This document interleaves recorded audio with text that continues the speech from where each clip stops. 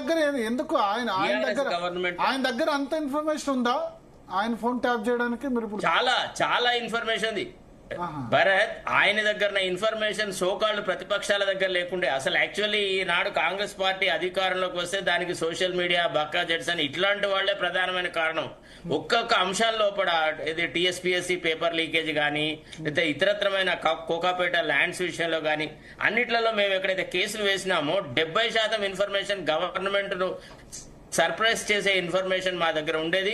మేము అట్లా కేసులు వేసి గవర్నమెంట్ ను కొంతవరకు అయితే మేము నిరోధించగలిగినాం.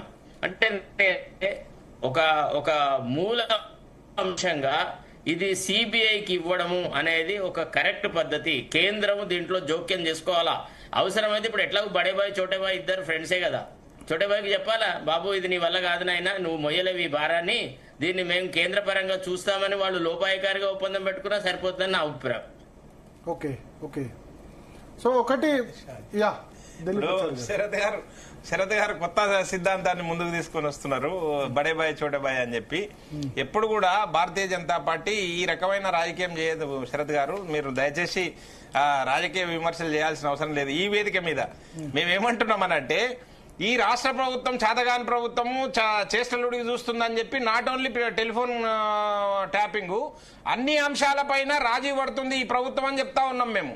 ఈ రేవంత్ రెడ్డి గారి ప్రభుత్వము, బీఆర్ఎస్ ప్రభుత్వం చేసిన అవినీతి అక్రమాల గురించి ప్రతి అంశం పైన రాజీ పడతా ఉన్నారు అని చెప్పి మేమే చెప్తా ఉన్నాము. కాంగ్రెస్ పార్టీ కాదు. కాంగ్రెస్ పార్టీ ఏం చెప్పింది, ఎన్నికల కంటే ముందు ప్రతి సందర్భం లోపల జరిగిన అక్రమాల గురించి ప్రతిసారి సిబిఐ ఎంక్వైరీ కావాలని చెప్పి రేవంత్ రెడ్డి గారు మాట్లాడినరు. ఇప్పుడు యాజ్ ఏ ముఖ్యమంత్రిగా, పిసిసి ప్రెసిడెంట్ గానేమో సిబిఐ ఎంక్వైరీ కావాలని డిమాండ్ చేసిండు ప్రతి సందర్భం లోపల, ప్రతి అంశం లోపల.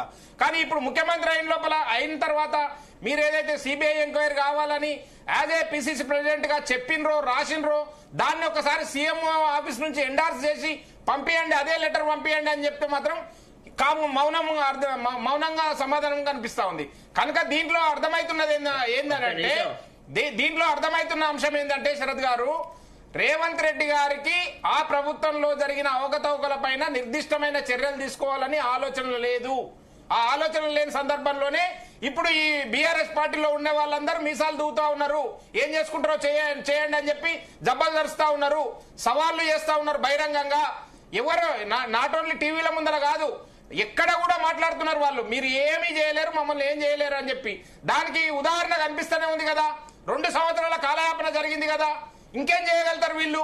ఇంకా విచారణల కాడనే ఉన్నారు.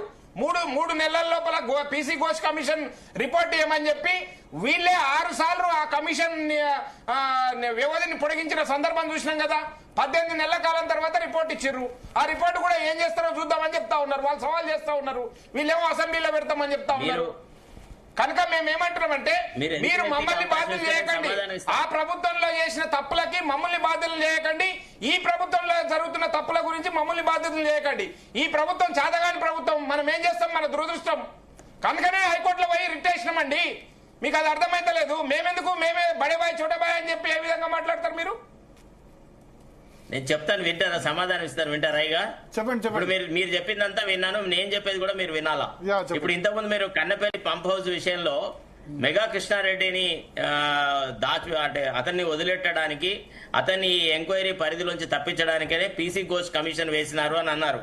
మీకు ఒక విషయం తెలుసా, అసలు పీసీ ఘోష్ కమిషన్ రావడమే మా రిట్ పిటిషన్ ద్వారా వచ్చింది. అది కూడా బక్కా జడ్సన్ వేసిన రిట్ పిటిషన్ లో పీసీ ఘోష్ కమిషన్ ను అపాయింట్ చేసినట్టుగా జూన్ 1 కి కేసు హియరింగ్ కు వస్తే, జూన్ 30 అంటే నెల చివరి లోపలనే ఎంక్వైరీ రిపోర్ట్ ఇస్తాడు అంటే, నేను చీఫ్ జస్టిస్ గారి ముందర చెప్పినాను, ఇది చాలా అపహాస్యమైన మాట, అంత పెద్ద జైగాంటిక్ స్కాండల్ ని విత్ ఇన్ 1 మంత్ జరగదండి అని నేను ఇంకొక జోక్ చేసినాను ఆ రోజున కోర్టులో. ఏమని, రేవంత్ రెడ్డి గారు ఎంతకాలం అధికారంలో ఉంటారో అంతకాలం పీసీ ఘోష్ కమిషన్ కనుక నిడివిస్తే భవిష్యత్తులో వేసే అన్ని ఎంక్వైరీలను ఈ పీసీ ఘోష్ కమిషన్ కే నివేదించవచ్చు, ఘోష్ గారికి కూడా 5 సంవత్సరాల కాలం పదవి కాలం దక్కుతుంది అని నేను మా చీఫ్ జస్టిస్ ఆఫ్ తెలంగాణ హైకోర్టుకు చెప్పిన Alok ఆరాధేకి.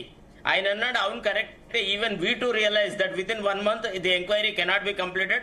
Probably they may increase by a month or 2 అన్నారు. తర్వాత పీసీ ఘోష్ కు ఎప్పుడెప్పుడు ఎక్స్టెన్షన్ ఇచ్చినా అప్పుడప్పుడు నేను అదే అన్నాను, 5 సార్లు 5 సంవత్సరాల కోసం ఇవ్వు, ఇట్లా వద్దు, నువ్వు ప్రతిదీ జ్యుడిషియల్ కమిషన్ కే ఇస్తానంటున్నావు కాబట్టి ఒక పర్మనెంట్ గా ఒక కోర్టు లాగానే పీసీ ఘోష్ కమిషన్ పెట్టమని అన్నాను. First point.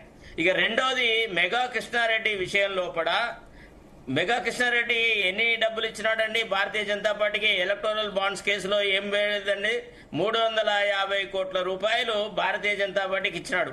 అవునా కాదా చెప్పండి. అంటే ఇట్లా ఎలక్టోరల్ బాండ్స్ అనేటివి సీక్రెట్ గా ఇచ్చేటివి కాదు శరత్ గారు. ఎలక్టోరల్ బాండ్స్ అనేటివి పబ్లిక్ అమౌంట్, అది పబ్లిక్ అమౌంట్. సీక్రెట్ గా ఇచ్చి ఒకసారి బీఆర్ఎస్ వెర్షన్ తీసుకుందాం. బాలాజీ యాదవ్ గారు.